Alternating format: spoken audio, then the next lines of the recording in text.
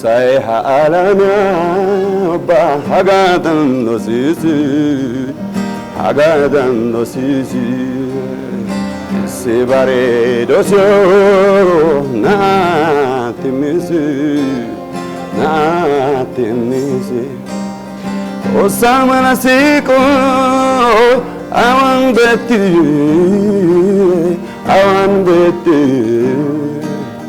asiko zawai betena agoda malaki awan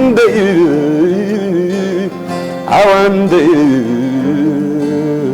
ay motai kodiurna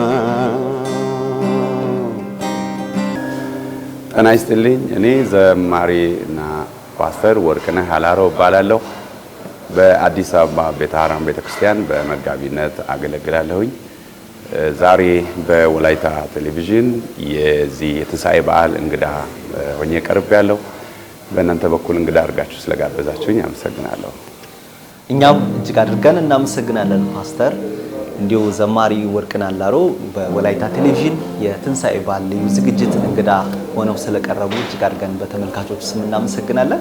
ተመልካቾች እንግዲውስ የበዓል ልዩ ዝግጅት በዚህ ጀምሯል። ከፓስተር ዘማሪ ወርቅነህ ጋር ቆይታችን ይቀጥላል ማለት ነው። እንዴት ኖት? ሰላም ኖት? እግዚአብሔር ይመስገን ደህና ነኝ። ደህና ቆያችሁ? እግዚአብሔር ይመስገን። እንግዲውስ ብዙ ተመልካቾች በዘማሪ ፓስተር ወርቅናላሮ በተለይ በፕሮቴስታንት እምነት ተከታዮች ዘንድ በስፋት ይታወቃሉ። እርሶ ይታወቃሉ። እንዲሁ የተወለዱ የታደጉ ምን ይመስላል አስተዳደጎ፣ እንዲሁ ከዛ ደግሞ ወደ አገልግሎትም እንዴት ገቡ የሚለው ነገር እስቲ እናንሳ። ተወለድኩበትን ቦታ በሚመለከት ብዙዎች ያውቋታል። ሞጣላ ትባላለች። በፊት በዴሳ ወረዳ ስር በዚህ ወላይታ ዞን ነበረች። አሁን ግን ወደ ሆብቻ ተጠቃላለች አሉ። አሰማሁም ተቃውሞ አላቀረብኩም።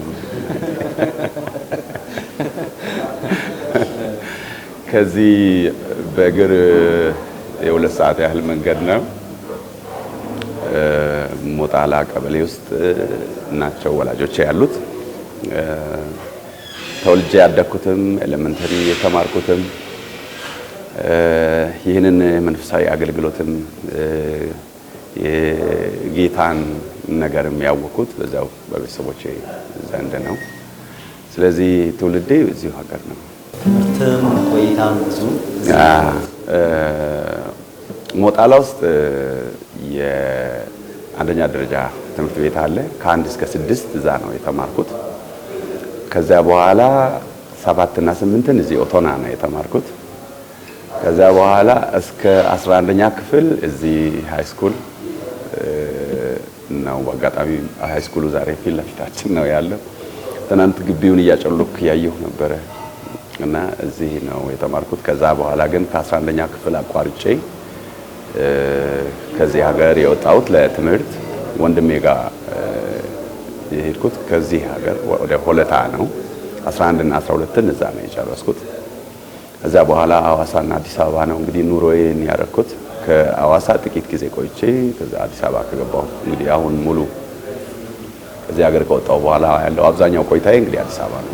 ወደ አገልግሎት ህይወቶ እንመለስና እንዲሁ የአገልግሎት ህይወት እንዴት ጀመሩ? ከመቼም እንዲሁ ያስታውሳሉ? በምን ጀመሩ? ዛሬ ደግሞ ጊታር ይዘው ሲዘምሩ ነው ያየነው። እንዲሁ በወቅቱ የነበረው እንዲህ አይነት ጊታር የማግኘት እድልም እንብዛም ላይኖር ይችላል። ምናልባት ኪራር ሊኖር ይችላል። እንዲሁ የጀመሩበት አገልግሎት የጀመሩበትን ጊዜ በምን እንደጀመሩ እንዴት እንደጀመሩ የዛኔ የነበረው ነገር እስቲ ያስታውሱ። በመጀመሪያ የኔ ፈተና የኔ ግራኝ ነኝ። በሁለተኛ ደረጃ ደግሞ ሙዚቃ መሳሪያ እንደዚህ በጣም አቫይለብል አይደለም። ግን ዘማሪዎች ጊታር ይዘው መዘምራን አንዳንድ ጊዜ የክፍለ ማህበር ዘማሪዎች አኮርዲዮን አላቸው። እቺ ሞሎዲካ ነበር የምትባለው እሷ አለች። አኮርዲዮኑን ጊታሩን ሲጫወቱ ሲዘምሩ ሰማለሁ። አባቴ አገልጋይ ነው፣ የቤተክርስቲያን አገልጋይ ነው። በነገራችን ላይ ከ1943 እንደዚህ ጀምሮ መጋቢ ነው አባቴ። ኢትዮጵያ በጣሊያን በምትወረርበት ጊዜ ምናምን የነበረውን የክርስትና ነገር በደንብ ያስታውሱታል፣ ከነሱ ሰምቻለሁ። እና ስለዚህ ስለ ጌታ እየሰማው ያደግኩት ከቤተሰቤ ነው። ከዛ በኋላ ግን ይሄ የሙዚቃ ነገር የዝማሬ ነገር ስሰማ በጣም ውስጤን እየነካኝ ሲመጣ ክራር ለመስራት እታገል ነበር። ከአራት ማዕዘን የዘይት ጣሳ ክራር ሰርቼ በጫማ ዩኤስሲ የምትባል ጣሳ አለች። እታገል ነበር። በእርግጥ ውስጥ የሆነ ነገር ካለ ያታግልሃል። ምንም ሁኔታን አትቀበልም። እግዚአብሔር በውስጤ የዝማሬ ስጦታ እንደሰጠኝ እኔም በጊዜው በደንብ አላውቅም። ወደ የዝማሬ ነገር በጣም በውስጤ ፍላጎቱ አለ እና ሲዘመር በጣም ነው፣ ሙዚቃ ሲጫወቱ በጣም ነው የምሰማው፣ በጣም ነው የምነካው። ኮንፈረንሶች አሉ። ትንሽ ልጅ ሆኜ አስታውሳለሁ በ1971 ላይ የኛ ቤተሰብ ቆርቆሮ ቤት የሰራ ነው ያኔ ኮንፈረንስ ተደርጓል እኛ በር ላይ እና አስቴር ጦና የምትባል ዘማሪ ሐዋሳ መጣለች። ጋሽ ስዩም ገብረየስ የሚባሉ ሰው ከአዲስ አበባ መጥተዋል ከነሱ ሳክስፎናቸው። ከዚህ ደግሞ ጋሽ ዮሐንስ ባሳና ፓስተር መጥተው አገልግለዋል አስታውሳለሁ። እና ዝማሬዎችን እሰማ ነበረ። እንዲሁም የኛ ቤት ያው አባቴ የቤተክርስቲያን አገልጋይ ስለሆነ የመሪዎች ስብሰባ አለ ቅዳሜ እና ከስብሰባ መልስ ለቡና እንደዚህ ብሬክ ሲኖር በእጅ እንደዚህ የሚያሽከረክሯት ቴፕ አለች። ፈረንጆች ናቸው ያመጡት። እንደዚህ ስታሽከረክር የሚያጫውት ቴፕ አለ። ካሴት ከከተትክ በኋላ በሱ መዝሙሮችን እሰማ ነበረ እና ስለሚደክም የተቀባበሉ ነው እና እኔ ደግሞ መዝሙሩን መስማት ስለምፈልግ በማሽከርከር አገለግላለሁ በጣም እና ያኔ የዝማሬን ነገር መስማት ኤክስፖዠሩ ኖረኝ። እኔም የሞካከርኩ ያው ይሳቅብኝ ነበረ የሞካከርኩ እና የመጀመሪያ ጊታር የሰጡኝ አባት እዚህ ሀገር ነው የሚኖሩት፣ ቦላንኮ ጎዳ ይባላሉ። እሳቸው ፈረንጆች የሰጧቸው ጊታር ነበሩ እና ያንን ጊታር ልጫወት ትንሽ ጊዜ ልለማመድበት ወይ ብዬ ፈቀዱልኝ። ከዛ ቤት አምጥቼ መሞካከር ጀመርኩ እና የራሴንም ዝማሬ በወላይትኛ መጽሐፍ ጀመርኩ እና በዛ በኩል ነው እንግዲህ ወደ አገልግሎቱን ወደ ክርስትናው ሕይወት የመጣሁት ያኔ ነው። የመጀመሪያ የጻፏትን መዝሙር ያስታውሳሉ? የማስታውሰው አንድ ነገር መዝሙር መቀበል ስጀምር ከሙዚቃ መሳሪያ ጋር መቆየት አለብህ አይደል? ማታ እንደዚህ እየነካካው እየጻፍኩ ከዛ መጽሐፍ ቅዱስ እያነበብኩ ምናምን ቆያለሁና እሱ ነገር ደግሞ ለማዘር ፈተና ሆነባት። ጋዝ ያልቅባታል በጣም። እራት ከበላን በኋላ ኩራዙ መጥፋት አለበት። እነሱ በሳምንት አንድ ቀን ወይ ሁለት ቀን ሄደው ነው ከገበያ ኩራዙን ጋዝ የሚገዙት እና ያንን እየጨረስኩባት በየቀኑ ረጅም ሰዓት ያመሸት ለማስቸገር ጋዙን ተነጥቀኝ ነበር ኩራዙን ተነጥቀኝ ነበር እና ያኔ ግን መዝሙሮቹ መምጣጣት ጀመሩ። የጻፍኩትን መዝሙር ከሙዚቃ መሳሪያ ጋር ከዜማው ጋር ቁጥሩ ጋር እንደዚህ ጊዜ መውሰድ ጀመር። ያኔ ከጻፍኳቸው መዝሙሮች አሁን ሀረቢባ የሚለው 83 አካባቢ 82 አካባቢ የተሰጠኝ መዝሙር ነው። ሀሹ የሚል መዝሙር ያኔ የዘመርኩት ነው።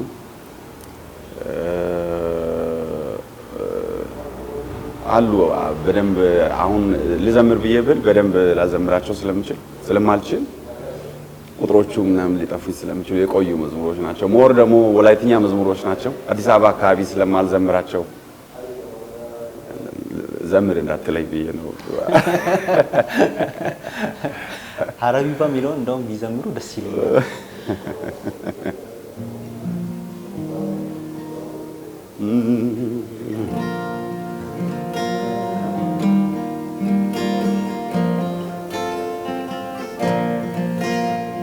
ሀረቢባ ተኒው ከምቲዮ ባይ ሚጣኩሞ መርና ጋለታይ ሀረቢባ ተኒው ከምቲዮ ባይ namiidhakumu marna galatay galatay galatay marna galatay bonchoy nogido marna bonchoy denatenne amorkiay layay denatenne tadufadoide denatenne taolgakiday denatenne tawaswaside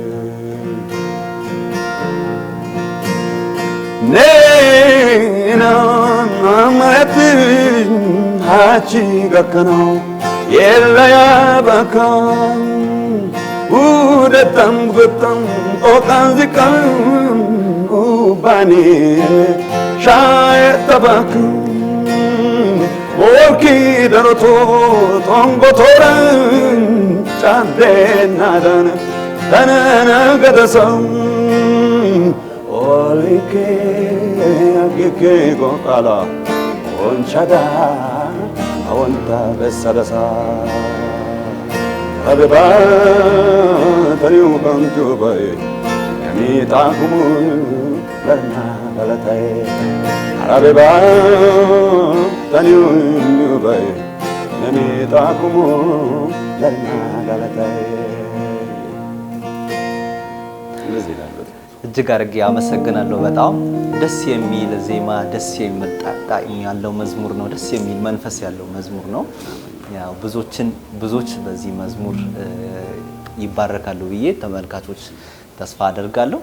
እንዲሁ ወላይትኛ ላይ ጀምረዋል፣ ግን ወደ አማርኛ ሺፍት የማድረግ እርሶ በሁለቱም ቋንቋ ይዘምራሉ። ብዙ ጊዜ የእርሶ መዝሙሮች ይደመጣል። በመላው ኢትዮጵያ የሚደመጡ የሚታወቁ መዝሙሮች አሉ።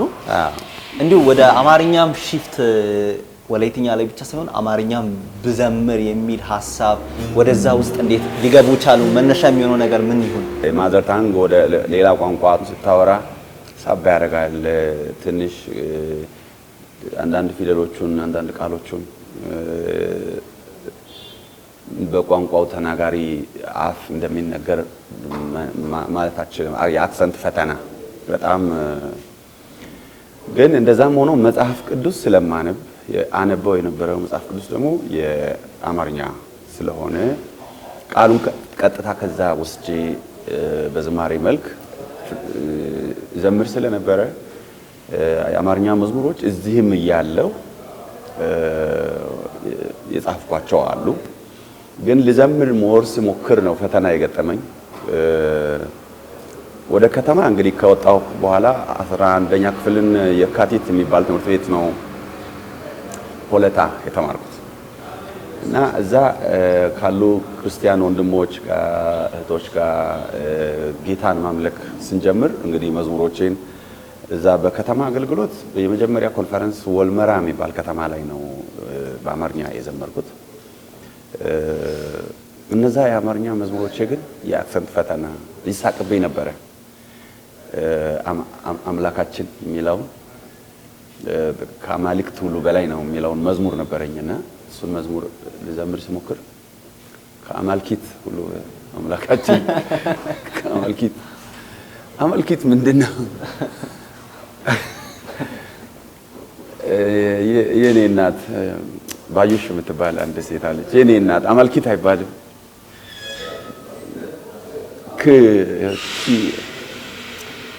ደበላልቆብኝና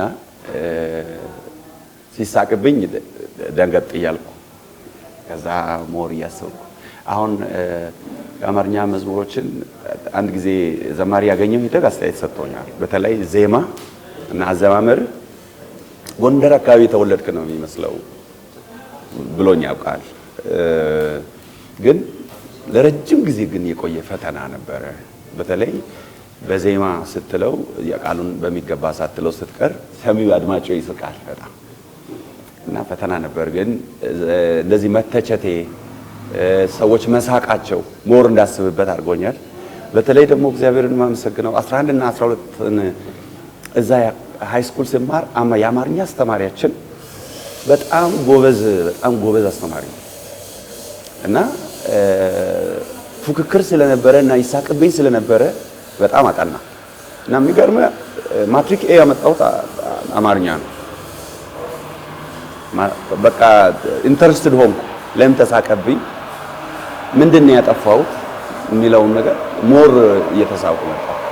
እዛ ምክንያት ለዝማሬ አገልግሎት እንደምታውቀው ያው የዝማሬ አገልግሎት ዜማ ብቻ አይደለም ግጥምም ነው። ግጥሙ ደግሞ ቤት መምታት አለበት። የሐሳብ ወጥነት የሚባል ነገር አለ። እነሱ ነገሮች እንዲሟሉ ያ የሰዎች በአክሰንቴ መሳቅና እንዲሁም ደግሞ የኔም እግዚአብሔር ድሉ ሰጥቶኝ ወደዛ አካባቢ መሄዴ ትንሽ ጠቅሞኛል ብዬ አስባለሁ። የአማርኛ መዝሙሮቼን ወላይተኛ ባልዘምር አሁን በዚህ አክሰንት ምክንያት አሁን ያሉ መዝሙሮቼ ላይ አይጽፉም። በጣም ደስ የሚል ቆይታ እያደረግን ነው ፓስተር ዘማሪ ወርቅነህ። እንዲሁ እስቲ በዓሉ ይህ በዓል ዛሬ ቆይታ ያደረግን ያለ ነው የትንሣኤ በዓል ነው። ትንሣኤ ማለት አማኞች የተነሱበት ነው። ከጌታ ከኢየሱስ ክርስቶስ ጋር የተነሱበት ነው። እግዚአብሔር ደግሞ የሰው ልጅ በመውደዱ ለሰው ልጅ ኃጢአት ጌታ ኢየሱስ ክርስቶስን የሚወደውን ልጁን ጊፍት አድርጎ የሰጠበት ልጁ ደግሞ ስለኛ ሞቶ ኃጢአታችንን ሁሉ ተሸክሞ መስቀል ላይ ወጥቶ ከዛ እኛን ያዳነበት ነፃ ያደረገበት ከኃጢአታችን የነጻንበት ጊዜ ነው። እንዲሁና የመጀመሪያ ትንሣኤ ላይ የዘመሩት መዝሙር ይኖራል። ስለ ትንሣኤ የተዘመረ መዝሙር ካለ እንዲሁ ብናነሳ ከዛ ጋር ያገለገሉበት የመጀመሪያ ትንሣኤ አገልግሎቱን የሚያስታውሱ ከሆነ የዛኔ የነበረው ነገርም ቢያውሱ ባሉ የትንሣኤስ ነው። ለትንሣኤ በዓል አማኞችን ሁሉ በክርስቶስ ኢየሱስ ጌትነት በመስቀል ሞቱ በትንሣኤው የሚያምን አማኝን ሁሉ እንኳን አደረሳችሁ እላለሁ። የክርስቶስ ኢየሱስ ትንሣኤ የኛም ትንሣኤ ነው። ክርስቶስ ካልተነሳ እምነታችን ከንቱ ናት ስለሚል ማለት ነው። የትንሣኤ ህይወት ትንሣኤ ፕሩቭ የተደረገበት እኛን ማስነሳት ብቻ ሳይሆን በቀኙ ከኢየሱስ ጋር እግዚአብሔር ያስቀመጠበት ነው እና የትንሣኤ በዓል እጅግ በጣም ትልቅ የድል በዓል ነው። ትንሣኤን በተመለከተ አንድ ሃሌሉያ የሚል የብርታቱን ጉልበት ለማሳየት የሚል በወጡ ዋና አልበሞች ውስጥ የለም፣ ግን በኮሌክሽን ወጥቷል። ሙታን መካከል አይፈለግም፣ መበስበስን ያይ ዘንድ አልተተውም። ተነስቷል ጌታ ሞትን አሸንፎ፣ የሰይጣንን አለቅነት ና ስልጣን ገፎ። ሃሌሉያ ሃሌሉያ ሃሌሉያ ሃሌሉያ ሃሌሉያ ሃሌሉያ ሃሌሉያ ሃሌሉያ ሃሌሉያ ሃሌሉያ ሃሌሉያ ሃሌሉያ ሃሌሉያ ሃሌሉያ። በጣም ደስ ይላል። እንዲሁም የአገልግሎት ምዕራፍ ብዙ ፈተናዎች ያሉበት ነው። እንዲሁም አሁን ዘመኑ በደረሰበት ደረጃ ምቹ የሆኑ ነገሮች ወደ አገልግሎት መድረክ ለመምጣት ምቹ የሆኑ ነገሮች አሉ ብዙ። ድሮ እንደዚህ አልነበረምና እንዲሁ ያሳለፉት በጣም የማይረሱት ነገር በአገልግሎት የከፈሉት ዋጋ ብዙ መንገድ መኪና በሌለበት ሞተር ሌሎች ተሽከርካሪዎች ባልነበሩበት ጊዜ ብዙ ሩቅ ቦታዎችን ሄዶ የማገልገል ነገሮች የነበረው ፈተና ለሌሎች የሚያስተምር ያጋጠሙት ነገር ትምህርት ሆኖ የሚያልፍ ነገር ቢያነሱ ጠይቀኝ። እንግዲህ ሁለት ነገር ወደ ልቤ የመጣውን ወይም ማስታወሳውን ነገር ብነግርህ፣ አንደኛው ከዚህ ገጠር በነበርን ጊዜ እያገለገልን እኔ ሞጣላ ጋሌ የሚባል ቦታ ላይ ሙሉ ወንጌል ቤተክርስቲያን አለ እና እዛ ፕሮግራም ከጨረስኩ በኋላ ሆብቻ ደግሞ ሙሉ ወንጌል ከሰዓት 8 ሰዓት ላይ ፕሮግራም ነበረ። ስለዚህ የጠዋቱን ፕሮግራም እስከ 6 ሰዓት 7 ሰዓት ከጨረስን በኋላ በዛ በቀረው 1 ሰዓት ጊዜ ውስጥ ወደ ሆቢቻ መሄድ ነበረብን። ወደ ሆቢቻ ስንሄድ ኃይለኛ ዝናብ ዘንቦ ነበር። ከኔ ጋር አሁን ወደ ጌታ ሄደዋል ጴጥሮስ የሚባል ወንድም ነበር እና የማስታውሰው ኃይለኛ ዝናብ ስለዘነበ ቢሳሬ የሚባል ወንዝ አለ። ወንዙ ሞላ። እኛ በምንሄድበት አቅጣጫ ደግሞ ድልድይ የለም እና እዛ ትልቅ ፏፏቴ አለ። ከፏፏቴው በላይ በኩል ከተሻገርን ገፍቶ ሊጥለን ይችላል። በቀላሉ ፏፏቴው ውስጥ ከገባን ስለሚደፍቀን ያው የመወሰድ ቻንሱ ሰፊ ነው። ስለዚህ ከፏፏቴው ዝቅ ብለን ትንሽ ሄድ ብለን ወንዙ ሰፋ የሚልበት አካባቢ በቃ እንሻገር ብለን ልብሳችንን አወለቅን። ጫማችንን ልብሳችንን አውልቀን ያዝን። መሀል አካባቢ ውሃው በጣም ይጋፋል። በቃ እየጸለይን ተደጋግፈን ተሻገርን። ግን ተሻግረን ልብሳችንን ከለበስን ጫማችንን ካጠለቅን በኋላ እንደገና ሰዓት ሄዷል በጣም። ስለዚህ መሮጥ ነበር። በያኔ ስልክ የለም። እየመጣን ነው በቃ ወይ ያስመለካችሁ ጉባኤው እየዘመረ ወይ ደግሞ የሆነ ሰው እየጸለየ ይጠብቅም እንዳትል ስልክ የለም። ስለዚህ ሰዓት ደግሞ ሄዷል። በሰዓት ነው የሚጀመረው። ስለዚህ መሮጥ ነበረብን። እየሮጥን የሆነ ቦታ ላይ በጣም ረግረግ የሆነ እና አዳላጭ የሆነ እንትን ያለበት አካባቢ ያለፍን ነበር። አወዳደቅ አይደለም የወደቅኩት፣ ታላቅ አወዳደቅ ነው የወደቅኩት እና ጭቃው በዚህ በጎኔ እንደዚህ ነጭ ሸሚዝ እንደዚህ ስትራይፕ ያለው ሱሪ ሸሚዝ እንደዚህ ነበር የለበስኩት አስታውሳለሁ። በቃ ሙሉ በሙሉ ከዚህ እንደዚህ ግማሽ ጎኔ ጭቃው ነው። ለአገልግሎት እየሄድኩ ነው። የሚቀየር ልብስ የለም ምን የለም። ስለዚህ ደነገጥን፣ ግን ምንም ማድረግ አይቻልም። ጭቃውን ጠራረግን። ከዛ በኋላ በቃ ሄድኩ። በዛ ጭቃ ሰውነቴ ጭቃ ነው፣ ግን አገለገልኩ እና እስከ ዛሬ ድረስ ደግሞ ያኔ ያገለገልኩትን መልእክት የሆቢቻ ሰዎች ያስታውሳሉ። በዝማሬ በቃልም ነበር ያገለገልኩት። የሰበኩትን ቃል እስከ ዛሬ ድረስ ያስታውሳሉ ሰዎች እና አሁን ትራንስፖርት 17 ሰዓት 16 ሰዓት 15 ሰዓት ምናምን በምትበርበትም ጊዜ ቻሌንጅ አለ። ግን ደግሞ ያኔ ደግሞ ያለው ሞር የበረታ ነው። ረሃብ በጣም ብዙ ተቀጣንበት ነገር ነው ረሃብ። ከዚህ ወጣ ካልኩ በኋላ ደግሞ ይገጥሙን የነበሩ ችግሮች አንዳንድ ስልክ የለም። አሁን ሞባይል ስልክ የለም። ከዚህ የተነሳ በቤት ስልክ ሱቅ ባለ ስልክ ለስራ ሰዎች 40 ሳንቲም 60 ሳንቲም አስከፍለው በሚያስደውሉ ስልክ ያንን ቁጥር ነው የምንሰጣቸው ለአገልግሎት። ስለዚህ ተጠርቶ እዛ ስልክ ጋር መተን ቁጭ ብለን ማንን ወርቅነህን አቅርቡልኝ ይባላል። ከዛ ይጠሩኛል። ከዛ መጥቼ ቁጭ ብለህ ትጠብቃለህ። አንዳንድ ጊዜ 1 ሰዓት ሊሆን ይችላል የምትጠብቀው ቁጭ ብለህ ለአገልግሎት ተፈልገ ነው ከዚህ ቦታ ነው ተብሎ የተደወለበት ሱቅ ቁጭ ብለን ስልኩን ትጠብቃለህ። አንዳንድ ጊዜ በዛ ሁኔታ ውስጥ እንደሱ መሆኑ ሳይሆን ትልቁ ችግር ፕሮግራሙ ይሰረዛል፣ ለሌላ ጊዜ ይተላለፋል። ስለዚህ ይዣለው ብለህ እንዳሁን እየመጣሁ ነው ምናምን የምትባባልበት። ስለዚህ ፕሮግራሙ ተሰርዞ ኮንፈረንሱ ተሰርዞ እዛ ቸርች ተሳፍረን እንደርሳለን። ከዛ ስንደርስ የለም ፕሮግራሙ የለም። አልተነገረህም እንዴ አላወቅም እንዴ? እሱን ፕሮግራም እኮ ለዚህ ጊዜ ያስተላልፈናል።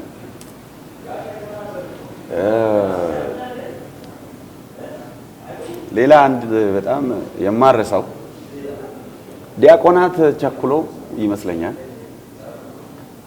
ትራንስፖርት ይሰጣል ብዙ ጊዜ 20-30 ብር ያኔ አዲስ አበባ በተለይ ካገለገልክ እና ሳሪስ አካባቢ የሆነ ቦታ አገልግዬ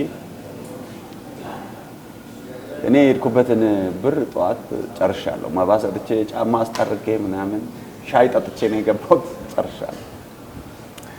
ከዛ ከቸርቹ ፖስታ ተሰጠኝ። ፖስታው ውስጥ 20 ብር ወይ 30 ብር ይኖራል። ያኔ 20 እና 30 ብር ብዙ ነው። ለታክሲ እከፍላለሁ ብዬ ታክሲ ሂሳብ ሲል ሳወጣ የለም። ፖስታውን እያየው መደናገጤን ያየ ሰው አለ መሰለኝ። ለካ እዛ ታክሲ ውስጥ አላውቅም። ከፈለልኝ። ከዛ ለቀጣይም ቀጥሎም ላለው ታክሲ ብሎ ብር ሰጠኝ። ግን ዲያቆናት ተጣድፈው ብር ሳይከቱ ባዶ ፖስታ ነበር የሰጠው። እርግጥ የአገልግሎት ነገር ምን መሰለህ፣ በውስጥ ትልቅ ደስታ አለ። ወንዙ ሞልቷል ወይ ረሃቡ አለ ወይ ሰዎች በጊዜው ባንተ ሁኔታና ኑሮ ደስተኛ አይደሉም። ግን የውስጥ ደስታ በምንም የሚገመት አይደለም። እጅግ በጣም ትልቅ የመንፈስ ደስታ አለ። የውስጥ ሰዎች የተባረኩበትን ሰዎች ሲመሰክሩ እግዚአብሔር ተናገረኝ፣ እግዚአብሔር መለሰኝ፣ እግዚአብሔር አጽናናኝ እያሉ ሲመሰክሩ ትሰማለህ።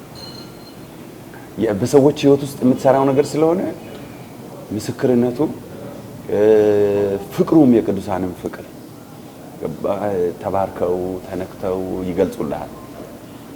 እጅግ በጣም ደስ ይላል። ጌታን አስደስተህ ሰዎች ተባርከውብህ ቻሌንጁ ምንም አይደለም፣ እንደምንም እንድትቆጥር ያደርጋል። አንዳንድ ጊዜ ቁስል ምናምን ሊያደርግ የሚችልን ነገር ተገርፈው ሲወጡ ነው የሚለው አይደለ? ደስ ያላቸው ወጡ የሚለው ስለ ጌታ ስለተገረፉ ነው፣ ለጌታ የተከፈለ ዋጋ ስለሆነ እና ላስታውሳቸው ማልችላቸው ብዙዎች ናቸው። በተለይ ከዛ ከወጣው በኋላ በኢትዮጵያ ምንም የቀረኝ ክልል የለም። ገጠሩና ኦልሞስት አዳርሻለሁ። ጋምቤላም ብትል፣ በዚህ ጂንካ ብትል፣ በዚህ ወደ ጎዴ ሶማሌ ክልል በአርባ ምንጭ ብትል፣ በዚህ ወደ ትግራይ አድግራት፣ አጽቢ፣ ወንበርታ፣ ውቅሮ፣ በዚህ በጎንደር በኩል እስከ ሽሬ፣ እነዚህን ከተሞች ሁሉንም ኦልሞስት ተዘዋውሬያለሁ እና በዚህ ሁሉ ጊዜ ውስጥ የገጠመው አንዳንዱ ቦታ ላይ ያው ሊገለጥ የማይችል ከባድ ነገር ነው። ግን ጌታን ስላገለገልክ፣ ቅዱሳን ስለተጽናኑ፣ እግዚአብሔር ስለከበረ ደስታው ትልቅ ነው በጣም።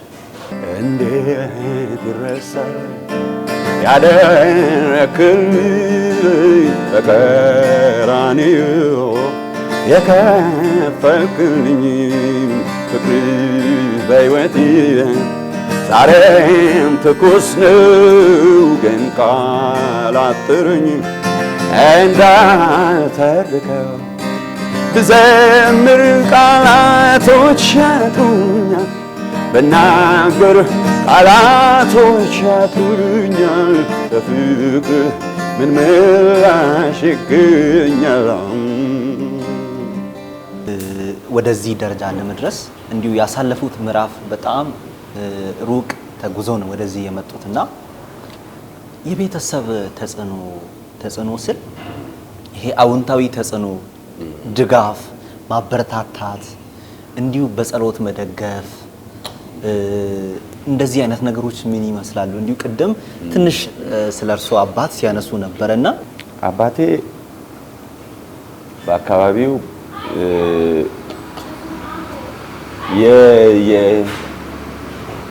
የህዝቡ አባት ነው።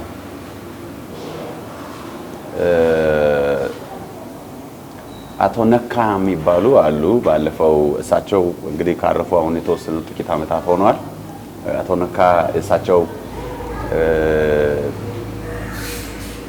አንድ ባች ነበሩ። ቅድም እነዚህ ቦላንኮ ጎዳ ያልኩ አቶ ሰናም ወዳ ሶካ የሚባሉ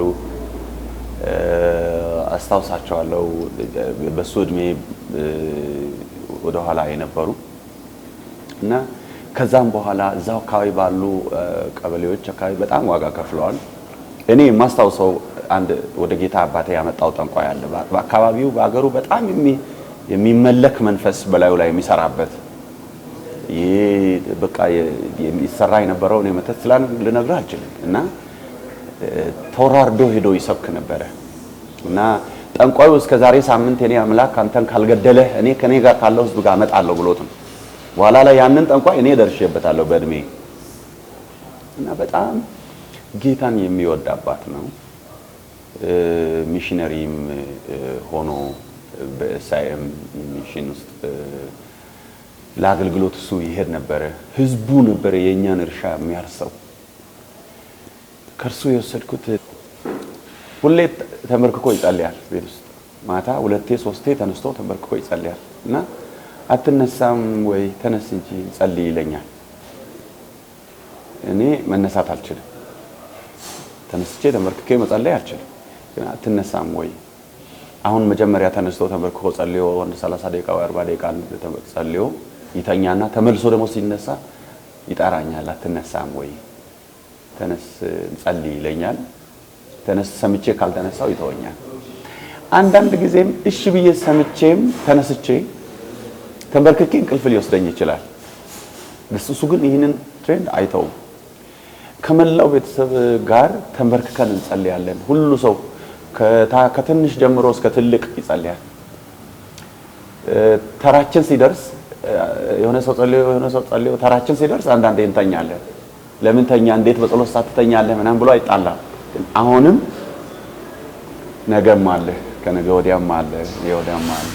ውስጤ ወደ ዓለም የተሳበ ነው።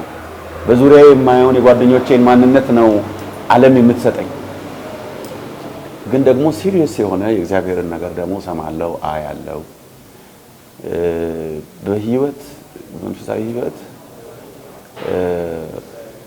የእርሱ ተጽዕኖ በጥሬ በአገልግሎቴ ውስጥ ከዛ በኋላ እኔ የሆነ ያህል ጊዜ ወደ ወታደር ቤት ገብቼ ነበረ። ልዩ ኃይል ውስጥ ገብቼ ነበርና ልጠይቀው ስመጣ ልጄ ወይ መቼ ነው ጌታን ለማገልገል ጊዜህን የምትሰጠው ይላል። ጥሪ እንዳለኝ ያውቃል። መቼ ነው ራስህን ለእግዚአብሔር አገልግሎት የምትሰጠው? ከዛ ከከተማ አንዳንድ ነገር ገዛዝቼ ምናምን እመጣለሁ። እሱ ግን ዋና ጥያቄው መቼ ነው ጌታን ለማገልገል ጊዜህን የምትሰጠው? እና የባቦ ነው የምንለው አባታችንን ባቦ በኔ ህይወት ውስጥ ተጽዕኖ በጣም ትልቅ ነው። አሁን ተንበርክኬ ስጸልይ ሁሉ እንደሱ ነው መንበረከከው ማለት ሳላስ አጋብቶብኛል። አንተ ቀጥል። ተጀመርኩ አልጨረስም። እሺ በጣም ደስ የሚል ቆይታ ነው እያደረግን ያለው ተመልካቾች። የባልዩ ዝግጅት ነው ከወላይታ ቴሌቪዥን የሚተላለፈው ከፓስተር ዘማሪ ወርቅነህ አላሮ ጋር በመሆን ዛሬ ወደ እናንተ እየደረስን የምንገኘው እንዲሁ አማርኛ ላይ ካሉ መዝሙሮች በጣም ብዙዎች የሚወዱት ውስጤ ላይ ያለ አንድ መዝሙርና እንዴት እንደሚያድን ያውቃል እግዚአብሔር የሚል መዝሙር ያንን መዝሙር የዘመሩበትን ጊዜ ከምን ጋር አገናኝቶ ነው የዘመሩት? ነገሩን ከነገሩ በኋላ እንዲሁ ቢዘምሩልኝ ደስ ይለኛል። ልዘምርና ልንገር። እሺ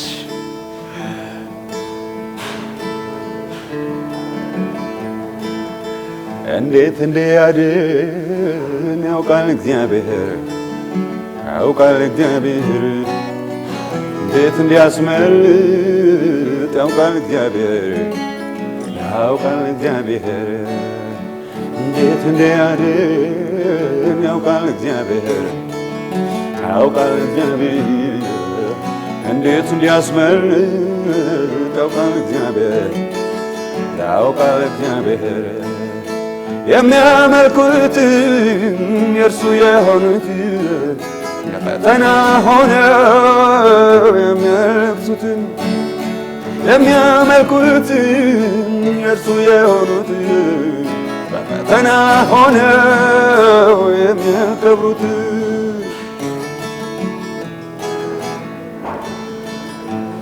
አመጣ ብጨምር ምናምንቴ በሱ ጻድቅ ቢከበብ ፋታን ሰራቶ በአመፀኞች የተገፋውን ሊያድን ይመጣል እግዚአብሔር ባሪያውን በአመፀኞች የተገፋውን ሊያድን ይመጣል እግዚአብሔር ባሪያውን እንዴት እንዲያድን ያውቃል እግዚአብሔር ያውቃል እግዚአብሔር እንዴት እንዲያስመልጥ ያውቃል እግዚአብሔር ያውቃል እግዚአብሔር የሚያመልኩት የእርሱ የሆኑት ፈተና ሆነው የሚያመልኩት የእርሱ የሆኑት ፈተና ሆነው የሚያከብሩት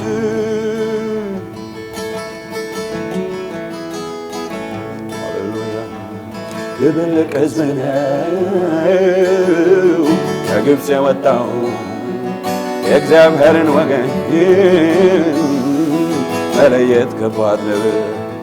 ቢሆንም አምላኬ የእርሱ ሆኑትን ያውቃል መውረስ ያለበት ትውልድ ያሻግራል። ቢሆንም አምላኬ የእርሱ ሆኑትን ያውቃል መውረስ ያለበት ትውልድ ያሻግራል። እንዴት እንዲያዱ ያውቃል እግዚአብሔር ያውቃል እግዚአብሔር እንዴት እንዲያስመልጥ ያውቃል እግዚአብሔር ያውቃል እግዚአብሔር እንዴት እንዲያድን ያውቃል እግዚአብሔር ያውቃል እግዚአብሔር እንዴት እንዲያስመልጥ ያውቃል እግዚአብሔር ያውቃል እግዚአብሔር የሚያመልኩት የእርሱ የሆኑት ፈተና ሆነው የሚያለቅሱት። ይሄ መዝሙር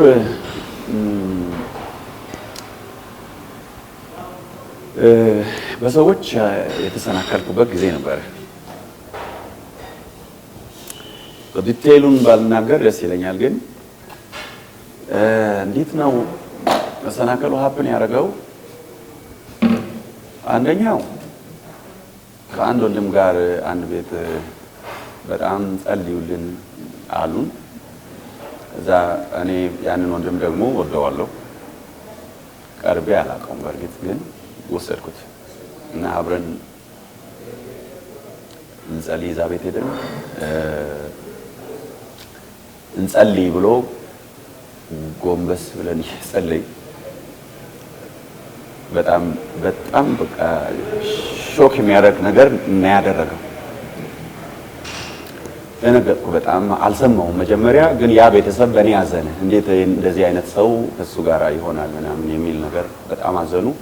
ከጊዜ በኋላ ነው የነገሩኝ ምን እንዳደረገ እና ለካ ያንን ወንድም ሌብነት ይፈትነዋል።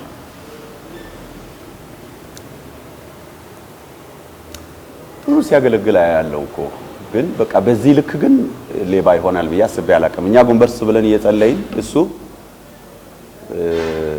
እንደዚህ በጣም አዘንኩ፣ ዝም አልኩ።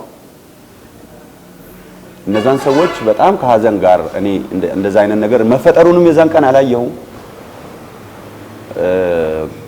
ከዛ በኋላ እንደገና በሌላ አሁንም የሚያገለግል ሰው አብሬው እንዳገለግል የጠራኝ ሰው አሁንም በጣም አስቸጋሪ የሆነ ባህሪ በቃ ያለው ሰው ገጠመኝ። በዛ አገልግሎት በጣም ከበደኝ እና ለተወሰነ ያህል ጊዜ እቤት ነበርኩ። በዚህ ምክንያት እግዚአብሔር እነዚህን በስንዴው መካከል ጠላት እንክርዳድ ዘርቶ የለ፣ ከዛ ስንዴው ሲበቅል እንክርዳዱም አብሮ በቀል እና አብሮ ይደጉ እስከ መከር አብሮ ይደጉ። በመከር ጊዜ አባቴ አጫጆችን ይልካል እና መላእክት የማይሳሳቱ መላእክት ይመጣሉ፣ ኃጢአተኞችን ከጻድቃን ይለያሉ። በዛን ጊዜም ሐሰተኛ ነቢያት በሕዝቡ መካከል ነበሩ የሚለው ከጴጥሮስ። ከዛ ይሄ የኢየሱስ የስንዴው የጠላት እንክርዳድ የዘራበት ምሳሌ ገባኝ። ከዛ በኋላ ሎጥ፣ ኖህ፣ ጴጥሮስ ላይ ጌታ እግዚአብሔርን የሚያመልኩትን ከፈተና እንዴት እንዲያድን ያውቃል የሚል ቃል አለ። እዚህ አመፃን የሚያደርግ ወደፊት አመፃን ያድርግ ነው የሚለው መጽሐፍ ቅዱስ። ጻድቁ ጽድቅ ያድርግ፣ እርኩሱ ይርከስ፣ እዛ በኋላ አንተ ግን ነው የሚለው እና እግዚአብሔር ባሪያዎቹንም ህዝቡንም እንዴት ማዳን እንዳለበት ያውቃል። ግራ አይገባው፣ አይንታታበትም። እሱ ፍርዱ አይዛባም። አሁን ከግብጽ ከወጣው ህዝብ መካከል ለእግዚአብሔር ያልታዘዘ እግዚአብሔርን የናቀ ያጉረመረመ በምድረ በዳ ወድቋል። የሚመለከታቸው ግን ወርሰዋል። እግዚአብሔርን በእምነት በመታዘዝ ደስ ያሰኙ ግን ወርሰዋል። አሁን በአዲስ ኪዳንም በቤተ ክርስቲያን በክርስቲያኖች በአገልጋዮች አመጻ ወይም ደግሞ ባልተገባ አይነት ነገር ሰዎች ያዝናሉ፣ ይሰናከላሉ፣ ከቸርች ይቀራሉ፣ ከህብረት ይቀራሉ፣ ይጎዳሉ። እግዚአብሔር ግን እንዴት እንዲያደን ያውቃል። አመጻ አለ። አዎ እግዚአብሔር አይቸገርም። ይሄ ፍርዱ የማይመረመር ነው። ለጥበቡ ስፍር ቁጥር የለውም እግዚአብሔር። ዛሬም እኔ መሪ ብሆን አገልጋይ ብሆን ነቢይ ብትሆን ሐዋርያ ብትሆን ሽማግሌ ብትሆን ጳጳስ ብትሆን ከአመጻ ይራቅ የሚል የእግዚአብሔር የተደላደለ መሰረት እንደዚህ ማተም ያለበት የተደላደለ መሰረት ቆሟል ነው የሚለው። ወደ መጨረሻ ቆይታችን ደርሷል። እንዲሁ በዓል ነው፣ የትንሣኤ በዓል ነው። የሚከታተሉ ቴሌቪዥን የሚከታተሉ ተከታዮች አሉ። ለነሱ እንዲሁ የእንኳን አደረሳችሁ መልእክት ቢያስተላልፉ። አመሰግናለሁ። የእግዚአብሔር የአምላካችን ስም የተባረከ ይሁን። በዚህ የትንሣኤ በዓል እንግዲህ በፊታችሁ እንደዚህ አይነት የህይወት ምስክርነት እንዳካፍል እድል ሰጥተውኝ የጋበዘኝን የወላይታ ቴሌቪዥንን ሁሉንም ክሩ መንበር በሙሉ ላመሰግን እግዚአብሔር ይባርካችሁ ልል ወዳለሁኝ። ይህንን በዓል እግዚአብሔር የደስታ የፍቅር ያርግላችሁ። በዚህ በዓል ሁልጊዜ በዓል ሲመጣ የእግዚአብሔር ልጆች በእናንተ ህይወት ውስጥ ያያችሁትን የእግዚአብሔርን ቸርነት፣ ምሕረት፣ መልካምነት ሼር እንድታረጉ ሁሌ ነው ጥሪ የማደርገው። ተሰብስቦ በፍቅር ህብረት ማድረግ አንድ ነገር ነው። ደግሞ ከዛ ፍቅር ያንን ፍቅር ደግሞ ያላገኙ ሰዎችን በዓል ሲመጣ ምጥ የሚሆን ነገር ምንድነው? ተሰብስቦ አብሮ መመገብ የማይችሉ ወላጅ የሌላቸው ቤተሰብ የሌላቸው ባዶ የሚውሉ ሰዎች አሉና እነዛን ሰዎች አንድ ሰው ቢያንስ አንድ ሰው ቢያስብ አብሮ ቢበላ ይህንን መልእክት ሁል ጊዜ ማስተላለፍ ፈልጋለሁ። ብትጎበኙ እኔ በዚህ በዓል ማንንም አንድ ላይ ተሰብስባችሁ የምትበሉ መብላት የማይችሉ ሰዎችን ወደ እናንተ ህብረት ብትጠሩ፣ ጎዳና የሚያድሩ ልጆችን ወደ ህብረታችሁ ብትጠሩ፣ ወደ ቤተሰባችሁ ብትጠሩ። ይሄ በዓል ሲመጣ ብቸኝነት የሚሰማቸው ብዙ ሰዎች አሉ። እንደተጣሉ ተስፋ እንደሌላቸው የሚሰማቸው ብዙ ሰዎች አሉ። ስለዚህ እነዚህን ሰዎች ሰብስበን ብንበላ፣ ምግብ ቤት ሄዳችሁ የምትበሉ አንድ ሰው ይዛችሁ ገብታችሁ ብትበሉ እና መልካም በዓል ይሁንላችሁ። እግዚአብሔር ከእናንተ ጋር ይሁን። እወዳችኋለሁ። ጸልዩልኝ ለአገልግሎቴ። አመሰግናለሁ። እጅግ አድርጌ አመሰግናለሁ። እኔም በወላይታ ቴሌቪዥን ተመልካቾች ስም እንግዳ ሆነው በወላይታ ቴሌቪዥን የበዓል ልዩ ዝግጅት ላይ ፈቃደኛ ሆነው ፈቃደኝነቱን ስለገለጹ እጅግ አድርጌ አመሰግናለሁ። ተመልካቾች ለየትንሣኤ በዓል ልዩ ዝግጅት ከወላይታ ቴሌቪዥን ያዘጋጀነው መሰናዶ ይህንን ይመስላል። ይህንን ቦታ ደግሞ በመፍቀድ ለቀረጻ ምቹ ያደረጉ የወላይታ ሶዶ ከተማ ላይ የሚገኘው የታከለ ሆቴል እጅግ አድርገን ልናመሰግን እንወዳለን። መልካም በዓል በያላችሁበት እንዲሆን እንመኛለን። ሲያዳም ባገሮ አለሚያ ገሊዳ አይቋቃም በራመንቲ አጎዳ ማላከይ አዋን ቤት አይሞታይ ቆዲ ውረና ኢየሱስ ሰዳን ቀረቴ አዋንድ አይሞታይ ቆዲ ውረና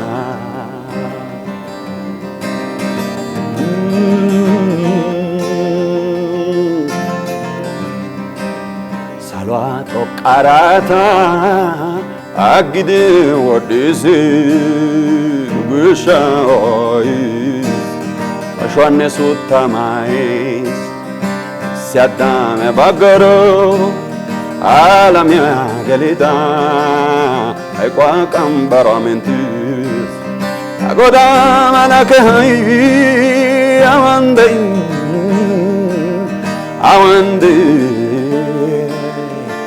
motai kodi urana Jesus dan kaneti awande asekau dawai betena